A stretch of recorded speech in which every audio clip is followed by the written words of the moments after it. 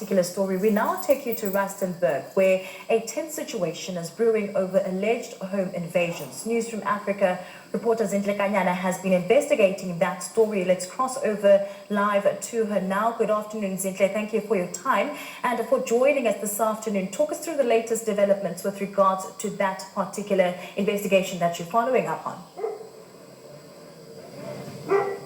Well, we've been tracking the story for quite some time, for about 2 or 3 days now.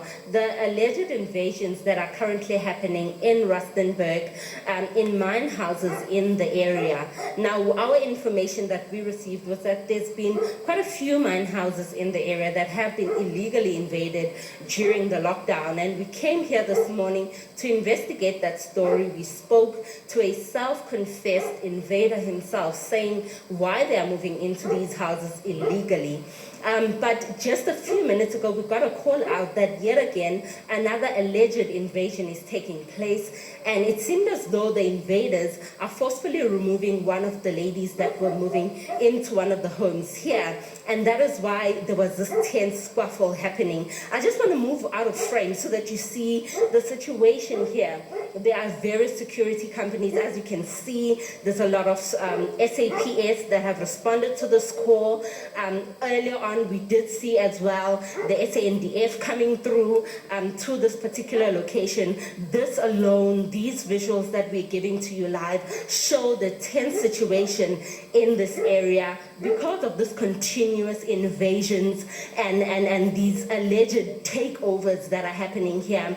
I just want to bring in one of the ladies. Can I speak to you, ma'am, just a little bit on what happened? Your sister is the one that was allegedly attacked. What was happening? What was the aim of the people that were attacking her?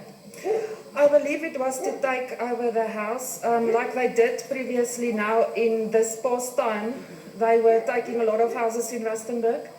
So I believe the aim was the same as the videos that went viral.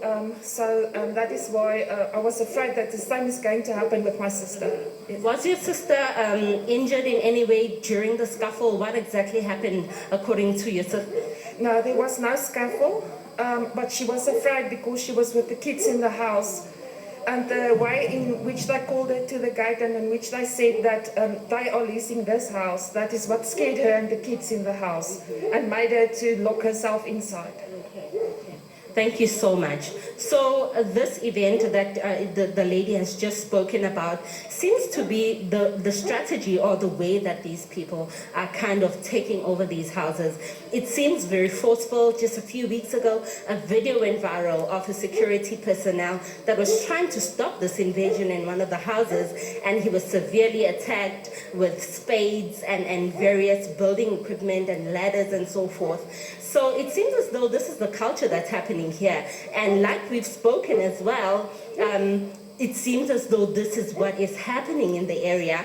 And it's unfortunate that it's happening, but at the same time, these invaders are very sure about what they're doing. They don't feel like they're doing anything wrong. I asked them, don't you know what you're doing is criminal? And they said that it's not at all, because it seems as though, according to them, white people are allowed to move into houses during the lockdown, but they are not. And they've taken it upon themselves to invade these houses, and they say they'll negotiate afterwards.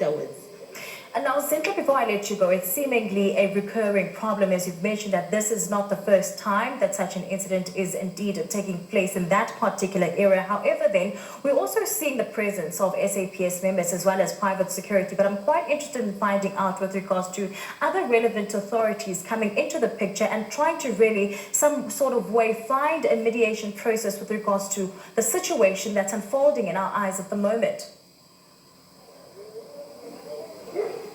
Well, the SAPS are merely responding to this call of an alleged invasion. The people that really do need to take this up are the mining companies that are responsible, that own these houses. Because as it stands, it seems as though the mining houses have these various lands, various houses that are vacant, but we haven't really seen any formal action being taken by Impala Platinum and Sibanye. I spoke to those mines earlier today, and they were going to write a written written reply, they did confirm that some of their houses have been invaded, and they're still working on the process to get interdicts to try and evict these people out of their properties. But from the self-confessed invader that we spoke to, he said that it's about 144 houses that they have invaded since last year, November. So these people have been living in these houses for about 6 months now with absolutely no legal repercussion and not paying any form of rent or payment. And it's only now that this is surfacing, this alleged invasion is surfacing, and that is why it's reaching this kind of height at this point.